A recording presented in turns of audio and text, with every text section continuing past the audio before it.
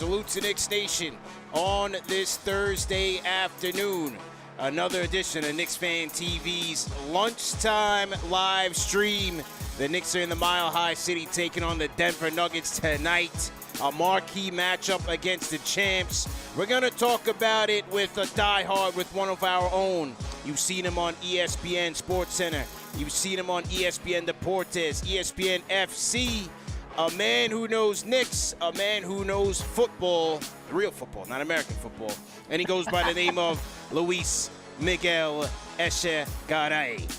Let's go, man. Salute to everybody in the chat. Once again, hit that thumbs up button for you boys. Hit the like button, hit the share button, and subscribe to the channel. Another edition of KFTV's Lunchtime Live, man. Let's get it going. All right. All right, man. Luis, we finally did it, man.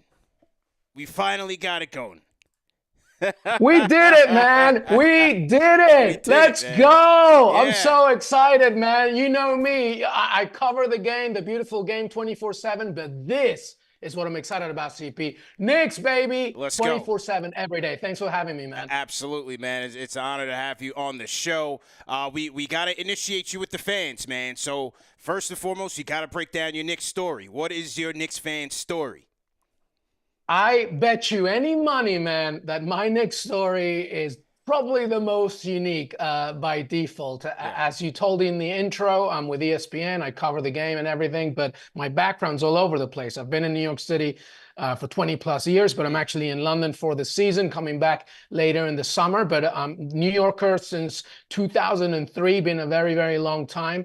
I'm Peruvian, but I moved to England when I was 11, went to school there. And then in 2003, I moved to the city, and, you know, New York, obviously my home. But I tell you something, when I was growing up in Peru, man, in the 80s and early 90s, and obviously soccer was the main thing, but we were getting pieces of culture from the US. And obviously, once Michael Jordan came into the league, you know, everything started catapulting itself to that. But I became very interested in a team called the New York Knicks. And I started to grow this love about them. And then as the years progressed, going to the mid-90s and everything, John Starks became my favorite player. Allen Houston, of course. Yeah. Later after that, part of the 99 NBA Finals team. And then I just fell in love with the Knicks in New York. And it wasn't until obviously moved here to the city that I became even more. And ever since then, man, I've been a Knicks fan 24/7. So, you know,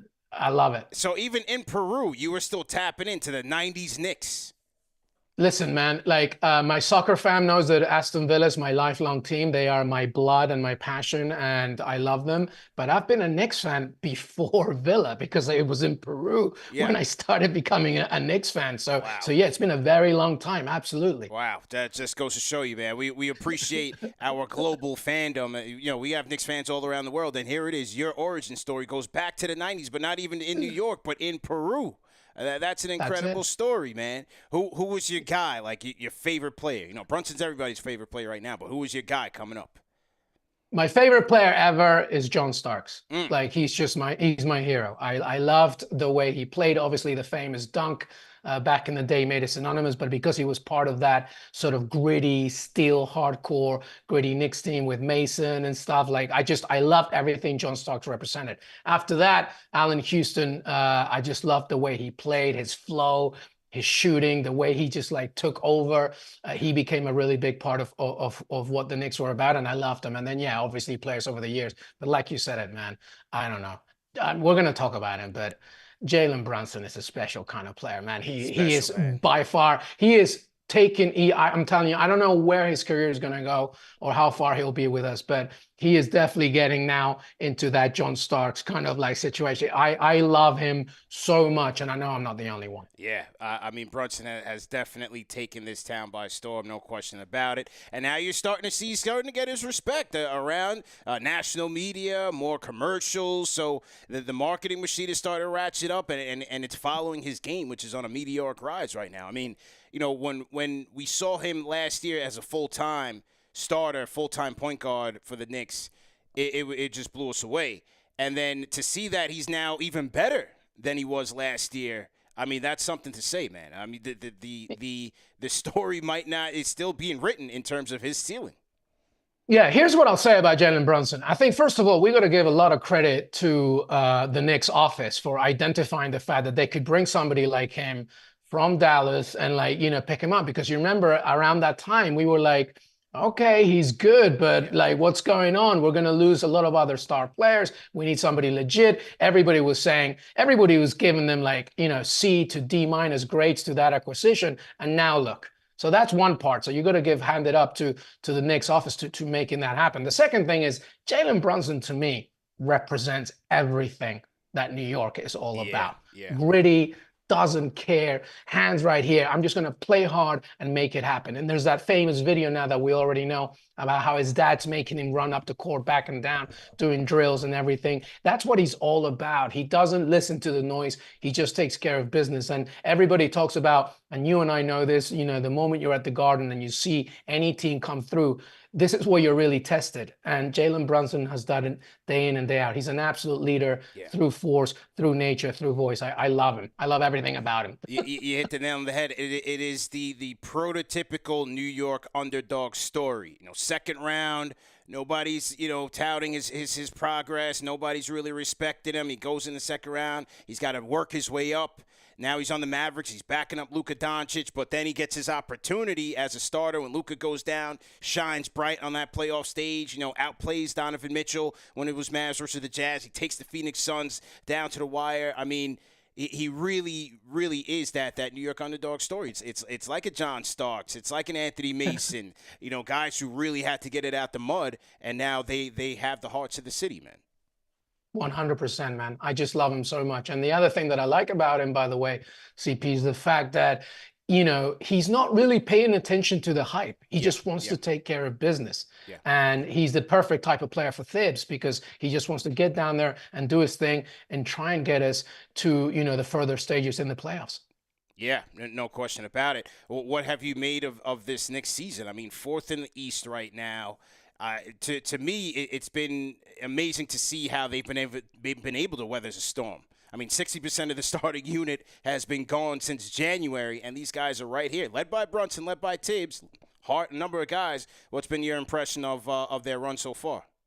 No, that's it, man. You said it yourself. I'm gonna say something really interesting here. As I was saying, like my lifelong team, my Premier League team in soccer is Aston Villa, and it's really funny, man, because the Knicks are literally going through exactly the same thing what my Villa team are doing, which is basically this. Like you said it, key players have been out for a significant amount of time, beginning with Julius Randle, Mitchell Robinson, OG Anunoby. Like those, they're not just three squad players. There are three legitimately important players that have been out. The fact that the Knicks have been able to maintain fourth place, which, by the way, is the same position that Aston Villa is trying to fight for right now. So like all these like mirroring things are really funny. But to me, people in the NBA media industry, and obviously I cover soccer for ESPN, and we have some amazing NBA talents. But like one thing that I love hearing, especially my boy Kendrick Perkins talk about, is the fact that this Knicks team is not just doing it, it's doing it with a million obstacles in your way. I mean, to lose Mitchell Robinson, who, by the way, began the season so well, like such a strong force as a center, and then to lose him, boom, out. Then Julius Randle goes out, bam. And then OG, who comes in a trade and is out for like 20 out of his 23 games, something like that. That's remarkable. The fact that the Knicks are still fourth and fighting. It's an incredible achievement, and I think it's a testament not just to Brunson, but to really the entire setup and everybody. Just like Deuce McBride made it happen like in the last game against the Warriors. Everybody's just stepping up. Like, we're gonna make something happen, and that to me deserves a massive, massive testament. No question about it. Once again, we're talking to Luis Miguel Echegaray of ESPN, ESPN Deportes, ESPN FC. Salutes everybody in the chat. Once again, hit that thumbs up button for you boys. If you guys are on your lunchtime grind, man, throw a hashtag grind in the chat, and we will shout you guys out, man. Talking Knicks in Denver tonight. Big matchup against the champs. I mean, I have to love how they've responded on this road trip. This is probably the last tough stretch here. They had to go into Portland, travel across the country. Easy team, but still the travel and being on the first night of a road trip isn't easy. But then they go into Sacramento and get an impressive win there. Some big-time fourth-quarter contributions. And then heading to Golden State and really just dominate that game from beginning to end. This was an impressive road trip where they've won these games quite convincingly. And so, hey, 3-0 so far, and much needed because the East has been a dogfight all year, man. Yeah, absolutely, man. I mean, it's always good to see the Knicks go west and making it happen. I mean, and actually it began the Sacramento game. Yeah. We started hearing some MVP chants for Jaylen Brunson, which is nice. There's New York Knicks fans everywhere, which I kind of love, right? Man. It's so good. And the Warriors game to me was really one of those pivotal games where I was like, wow, I'm very impressed because again, we're talking about McBride. Like he stepped up and he did a really good job guarding Steph Curry, which is not obviously one of the hardest things to do. And that's the testament to what we're doing. Tonight is a very difficult game against the defending champs. And obviously Jokic, can make it happen at any given opportunity. But there's no reason to believe that the Knicks can't fight and maybe make it something happen. Just got to keep fighting, plugging away game by game. And I think that, the 2-day rest before this Nuggets game, it was going to be important. But if you can come out of this trip to the West, which has already been on the plus sign, and give a fight against Denver Nuggets, who are the defending champs, and then come back to to New York, feeling that you did something well in the West, and that's great. And then we get healthier, and just gotta keep fighting, man. Just gotta keep fighting until the playoffs come.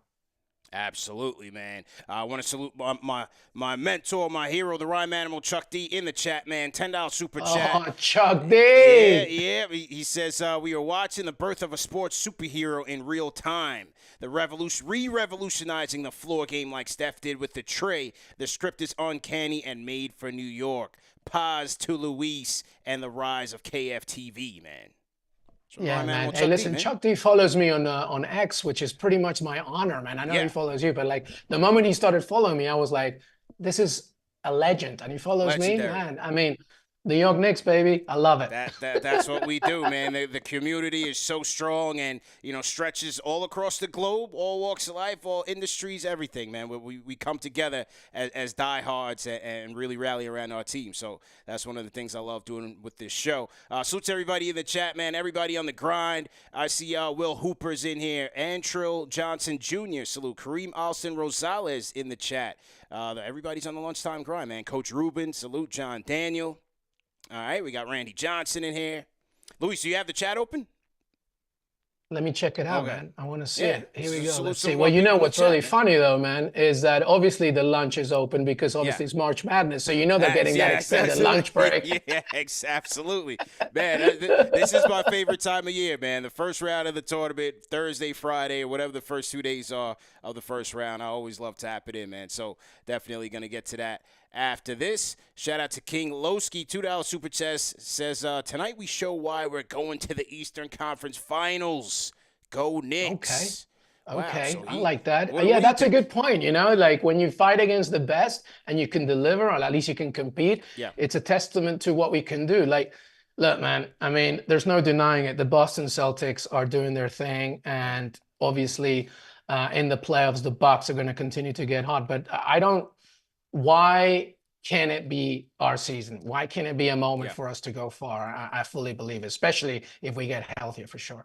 Well, health is going to be the key, right? Because even when we look at that starting five, you have three key pieces of that starting five where they're going to be question marks as in, will they be ready and at what percentage will you get these guys at? You have OG with the elbow. You have Mitch coming back from ankle surgery. And then Julius, still no timetable, hasn't practiced 5-on-5 physically yet. 3 question marks in your starting lineup, man.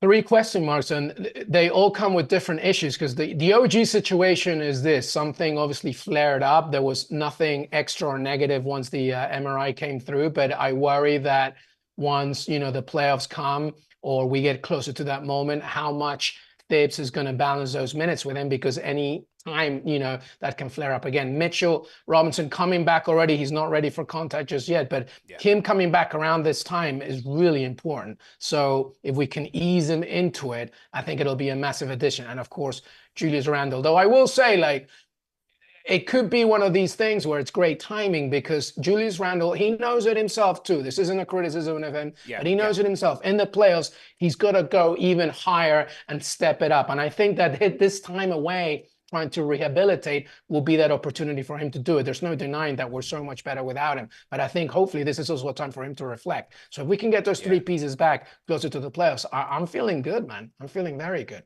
True indeed, man. And then, as we look at the standings right now, they're still in the 4th seed, but only a half game up on the Magic. The Magic have not gone quietly into the night.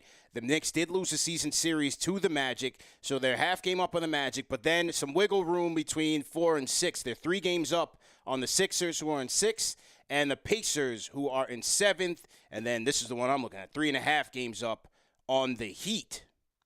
Yeah, so that's huge. Yeah. But then they're only a game and a half back of the Cavs for 3. So 3 is still within reach as well, man. I know, because a few weeks ago we were saying that we're going to stick with 4 or drop down to 6. But I think that the fact that it's only like 1.5 down on the Cavaliers, like it's not awful. Like when I look at the schedule for the New York Knicks, specifically in this next month, what's going to be interesting is going to be there is a period mid-April the beginning of next month, where we got San Antonio Spurs to the end of this March. So that's obviously Wembayama. And then after that, the Thunder, the Heat, Kings, Bulls, Bucks. What can we do in that 4-game stretch? Like if we can keep healthy and maybe get 2 of 2 in there and maintain a certain level, and then maybe the Cavaliers drop down a little bit. Who knows? We could still get that third. There's still a few games remaining. I think it's right there. It's right there now. The Cavs did lose to the Heat last night in a close battle. You have Donovan Mitchell, who's kind of on the mend. His knee, he had nasal surgery, so he's kind of all over the place right now. 3 seed is not out of the realm of possibility, man. I think it's. And they still right have there. to play. They still got to play the 76ers, the Nuggets, the Clippers. Yeah. There's still some games there that they have to compete. Yeah, no question about it, man. So we'll see what happens there. Salute to K Marco, $5 super chat, says this trip will end with us 4-0. The fact that we know the Block Ness Monster is coming back will infuse us with new energy. Shouts to you both. So shout out to K Marco, man, franchise channel member. Shout out, man. Long time subscriber of the show. Yeah, I'm curious to see how they handle this matchup with Denver tonight. I was saying on my show last night, the small ball unit with McBride worked very well against Golden State, but you were also playing a small team, right? Yeah. So now you're going up against Denver. You got Jokic, you got Aaron Gordon, and then you got Michael Porter Jr., who's shooting the cover off the ball, a tall target, rising fire. I just wonder if Tibbs sticks with that small unit to have have McBride chase Murray around, or does he go with Precious with Hart and iHart to kind of match size here tonight? What do you think? Well, I would probably go with the latter. I think the size part is contingent because here's the issue. When you play the Denver Nuggets and you play against Jokic, he's not your prototypical big man. He is, especially when he enters the paint, he's essentially a point guard. Yeah. So what do you do and because the Nuggets play at a reasonably, I wouldn't say slow, but at a pace that's determinant on Jokic and how he controls everything, I think the best thing to do is to kind of try and hit them with some power. So Precious probably has to, have a big game tonight if we're able to keep up. Because the moment Jokic has the ball, if he doesn't, moving off the ball, their rhythm is pretty much dependent on them. So whereas the Warriors is so dependent on making sure that they get Steph Curry open, and Deuce did such a good job at guarding him, but that's not going to happen against Denver. So it's going to be a tough one, which is again why I wish Mitchell Robinson was healthy. Yeah. I would expect or OG. I would expect we see Mitch maybe Saturday when they get back home and play the Nets. I would expect to see him then. But their discipline from their front line is going to be tested tonight between Isaiah Hartenstein, Precious Achiuwa, and then Sims. Those are your 3 biggest guys. So they're going to have to and stay by the on way, their feet. By the way, CP, the Nuggets are, they're second in the West as well. It's not like they're leading right now. So they're looking as well to take ahead of the Thunder. So they got things to take care of. And they got embarrassed in Madison Square Garden when they came here. The Knicks sent them packing by 34 points. So I'm sure they remember that. And so it's going to be a tall order tonight. So, and then on top of the fact that you have this Nuggets team where, yes, you have the wizardry of Jokic, the MVP, and Murray, and all these guys. They have a great young and deep team. They're also one of the best offensive rebounding teams in the league. So here you are going into Mile High, having to go up against the champs who, if you don't keep them off the boards, it's going to be a long night for you, man. They did play last night against the Timberwolves, though, so I'm hoping that maybe there's a few tired legs there. Jokic, they played Tuesday. They played Tuesday. Tuesday night, my bad. Yeah, Tuesday night. That's right. Yeah, I'm 5 hours ahead, so all my time differences are all messed up. How do you deal with that? You know, trying to stay up and catch Knicks games, man. Because whenever I'm over there, it's always tough. Well, I'll tell you, man, because you know that I do SportsCenter AM, so sometimes I really can't. You know, I gotta take care of it. Sometimes what I do when I can't watch the game live, I tape it, and then I obviously don't want to know anything about the score, and I just watch it without that. So I have to be kind of Jason Bourne and kind of just trying to figure stuff up in order to make sure it happens. But it's been everything. It's been interesting, but so thank goodness I'm coming back for the playoffs, man, because otherwise there was no way I would stay. I'm an old man, CP. I can't stay up till 3 a.m., man. Likewise, come on, man. Now. Especially those West Coast games. My God. Yeah, I had trouble staying up for the West Coast games this time around. Now I'm on the East Coast. So, I feel your pain, man. It's tough, man. It is, but it'll be good when we come back. Yeah, no question. Salute to everybody in the chat. Once again, hit that thumbs up on for you boys, man. CB the franchise. Luis Miguel Echegaray of ESPN, ESPN Deportes, ESPN FC. Shout out to everybody on the lunchtime grind. My guy Ty Morris in the chat. That's the KFTV enforcer, Luis. That's the KFTV enforcer, man. Yeah. Ty, do your thing, baby. Do your thing. Shout out to our guy Ty, man. What's the best game you've gone to? It's in your memory. Oh my God! I mean, I was there throughout the Jeremy Lin years. So, okay, Linsanity. So Linsanity was crazy. So obviously, any of those games was crazy good as well. Funnily enough, one of the best games was obviously when we lost, but Kobe created history at the Garden. I was there for that game as well. I've always remembered how the Garden treated Kobe and vice versa. That to me was obviously very important as well. But and obviously, I think last season, even though we lost, just the energy of the Garden when we welcomed the Heat in the playoffs, it was giving me 90s vibes, man. It was just making us feel that the Garden is back, the players are back. So that was one of the most interesting ones as well. But Linsanity was crazy, man. Any of those games was just insane. The city, I mean, the city was just different that time. It was like they just felt the energy because of Jeremy Lin. Yeah. It was insane. It's a different type of energy when the Knicks are good, man. No matter what's going on in the world, no matter what's going on in your life, when the Knicks are on fire, that's all that matters, man. It's just here's what I'll say with that, CP. Sorry to interrupt, but here's the one thing that I'll say about that. Mm-hmm. When the Giants win, awesome. I mean, I'm a Giants fan, great. When the Rangers win, great. The Yankees, obviously, especially during their best years in the 90s. But when the Knicks win, the entire city and even the country, even the neutral wants it to happen because we're the only team that's right there in the center of New York. There's no feeling like it, man. No, there's really nothing like it. I mean, when they went on the big win streak in January, they had front page coverage of one of the papers. I'm still a back page, front page guy. I still look at the papers, but they had front page coverage one day when they in the middle of a streak in January. So that tells you everything. And that was the Taylor Swift time during the Super Bowl as well. So that says a lot. That's it. That's it, man. So it's a good time in the city. Hopefully, like you said, everybody comes back together and we can make something out of this run. Fingers crossed, man. Fingers crossed. Amen. Salute to Gotta Be Legend franchise channel member. Says salute from Costa Rica. Let's go. Vamos, Knicks. Costa Rica, pura vida, Costa Rica. Pura vida, man. Nice country, man. Always love going over there. For you people in the chat, throw your cities, throw your state, throw your countries in the chat. Let's see where you guys are checking in from on the lunchtime grind, so we can shout you guys out, man. I'm feeling it. Yeah, it's always a good feeling, man. Like every once in a while, we will get callers from London checking in on post game. It'll be 12 o'clock in New York. 5 a.m., 6 a.m. in London, and people will be calling in on the Discord, man. That's some passion, man. Well, Yeah, I'll tell you something. For our friends in New York and in the US, that you should know, like the NBA is a big deal, obviously in Europe, and in London, it's feeling it. And I see a lot of Knicks hats, Knicks shirts, Knicks everywhere. Obviously, like a lot of it is because people go to New York and they have a good yeah. time, whatever. But I know I've met a lot of legitimate Knicks fans here in London and England, and they love that team. And I think it's part of it is because we are just grit. We struggle and we just love to fight for everything, and we're loud, and I think that's like resonant with many parts of the world, especially Europe.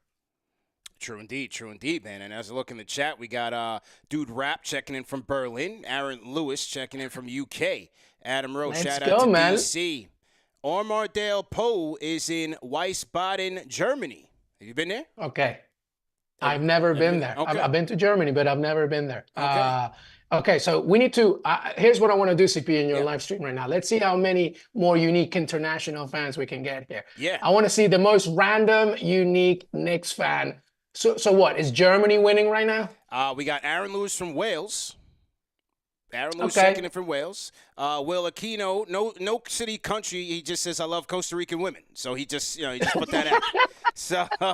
All right, you get All a plus for that. That's Yeah. fine. That's fine. I guess Wales, Germany, Costa Rica is doing pretty well. I there. think so. I think so. How about some Knicks fans in Africa or Asia? I would love that. Well, Junior Caroma, he's in New York, New Jersey, but he's repping Sierra Leone. So there you go. We got boom. Shout out. my guy Marco though is checking in from Romania. Okay, Romania's winning, on the maybe. list. Yeah, Romania's Bucharest in definitely the on house. list. Yeah. My 2 cents. Where are you at? I think they're usually either in Spain or France. I don't remember. My 2 cents is in there. And yeah, salute to everybody in the chat, man. See, international, man. I Yeah. mean, it's great. What you've created here, man, is absolutely unbelievable. I love it. Appreciate it, man. 100%. And it's amazing. And this is what it's all about, to create a community, a positive community around the greatest basketball team the game has ever seen. Right.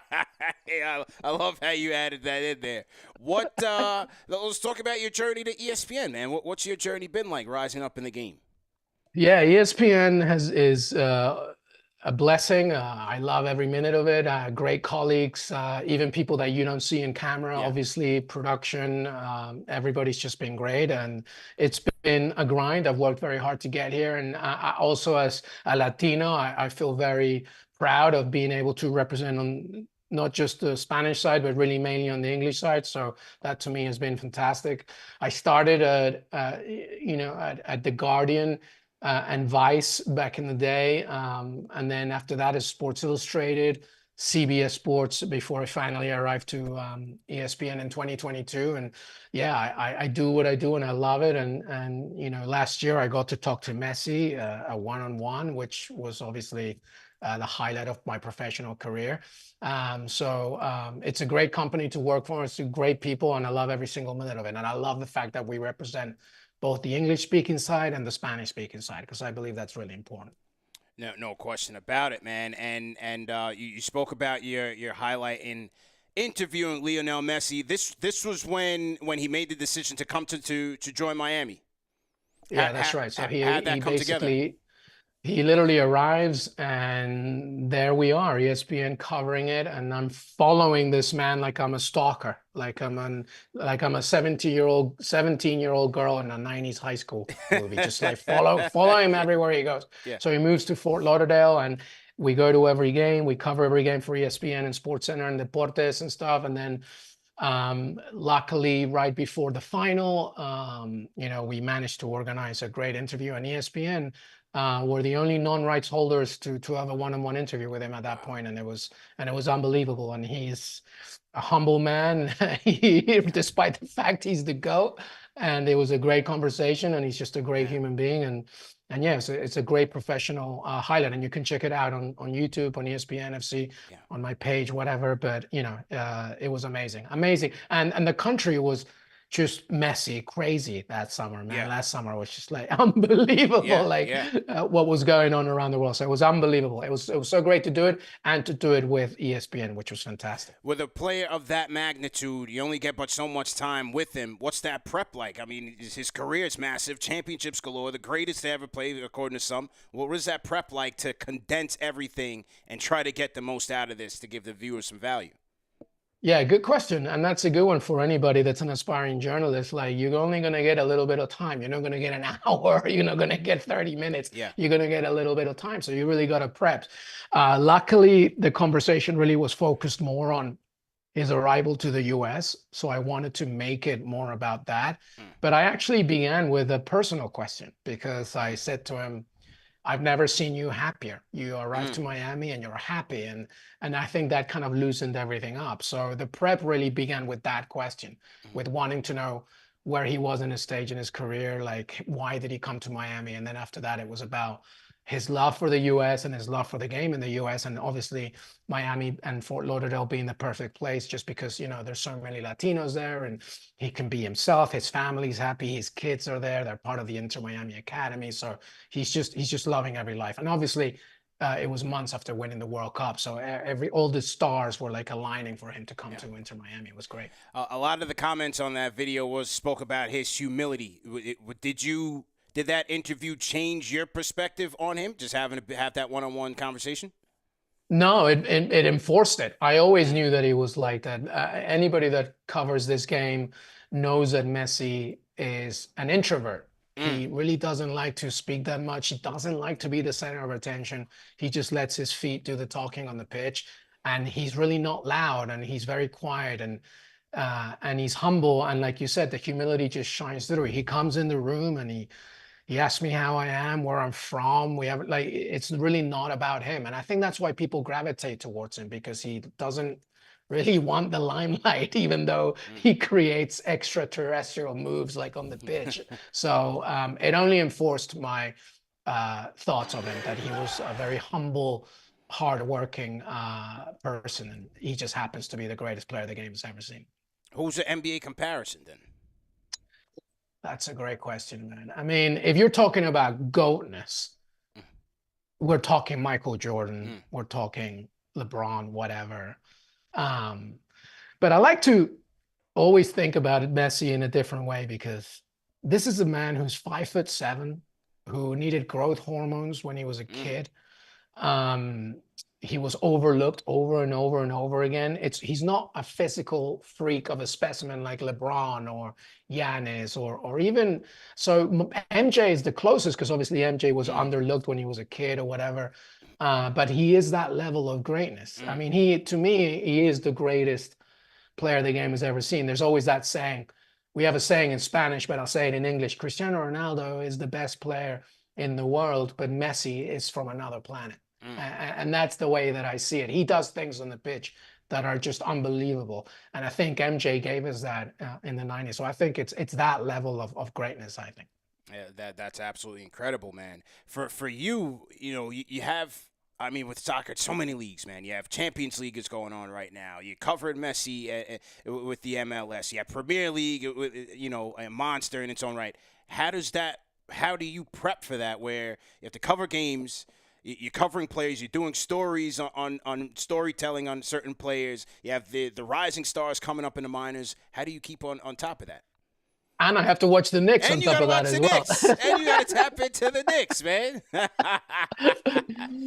You know what? It's like, I think when you do, and you can back me up on this. I think when you do something that you love, like it just becomes instinctive. You know, I obviously you have to be an organized reporter and analyst and understand when games are going on, because as you said, you know, folks that don't follow soccer need to know that there's not just one competition, there's a lot, and there's many things going on.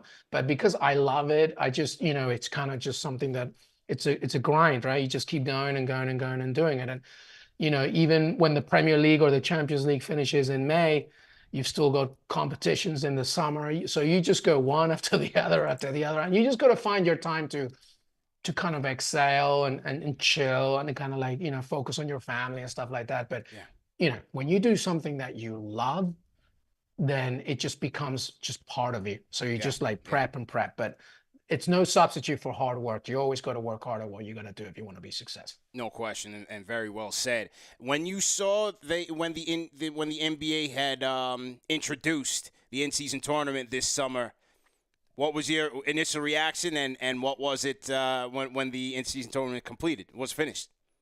Well, actually, once it came out, I tweeted about it because I said, NBA fans, just FYI, this is not a unique idea in terms that Adam Silver wanted to kind of emulate what the FA Cup was about, and in soccer this happens all the time, right? Like, we have the Premier League, but then the Champions League in between. So you kind of have to embrace it. Now, one of the biggest criticisms was like, oh, the Lakers won like a nothing trophy, whatever. Well, I mean, what's to say 5 years from now, 10 years from now, when it becomes an occurrence? Like, people will care about it. And I think the only thing that I worry about is, the health of players, because in soccer, one of the major issues is that they're just playing a lot, man. It's a lot of, like, it's a lot of soccer, especially since the World Cup, because it was in the winter. Young players are playing so many minutes that, more injuries are happening more than ever. So that was my initial thought about the in-season tournament in the NBA, making sure that, especially, like, look at the Knicks, right? Like, we have still a team that's in development, that's building around Jaylen Brunson. Thank God it didn't happen. But imagine if, like, a major key player for us got hurt during that in-season tournament. That's a problem. But all in all, I think it's a good idea to try and create this kind of, here's what I think should happen. The winner of that game should get an immediate playoff spot, or at least a fight for it. Yeah. Because that's when somebody's going to be really, because, like, if you win it and you're already in the top 3 in the conference, like, what's the point of playing it? But there should be some kind of reward that's more than monetary to play in it. I think, because in the FA Cup, if you play the FA Cup in England, you get a European spot. The same thing should happen here in the NBA. There should be some kind of reward for the in-season tournament. I think there ultimately will be, especially once they get the TV rights organized. And, right now they say Netflix is interested, maybe it's Amazon, who knows which direction they go in. I think in order to incentivize more subscribers to watch it on those platforms, you got to make it worthwhile. So that's what I think, that ultimately they will put some sort of playoff spot on the line there. But it'll be very interesting to see how they move things forward, man. And for you, you said the Messi interview was certainly the highlight of your career. What's next for you? What do you have lined up? What are your goals in terms of your career?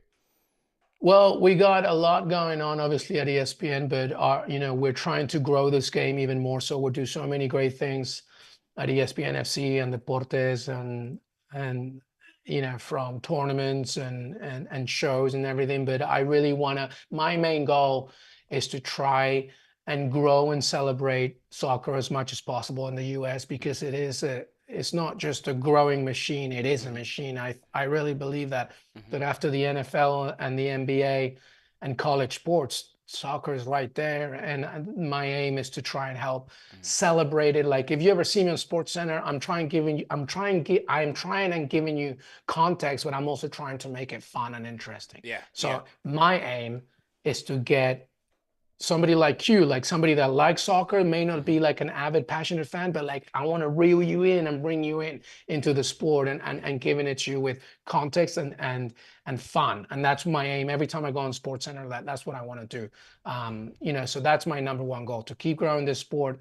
And I think we do a really good job at ESPN doing it, and we're going to continue to do it as well. There you go, man. And then you got the World Cup coming up in a few years. That's going to be crazy, man. That's going to be major, man. So the final in New Jersey, New York, baby. Yeah. So I'll be in the mix, man. Like I told you off air, I'm a casual World Cup viewer, man. So I'll be tapped in, rooting for the USA, Croatia. Hopefully Jamaica makes it.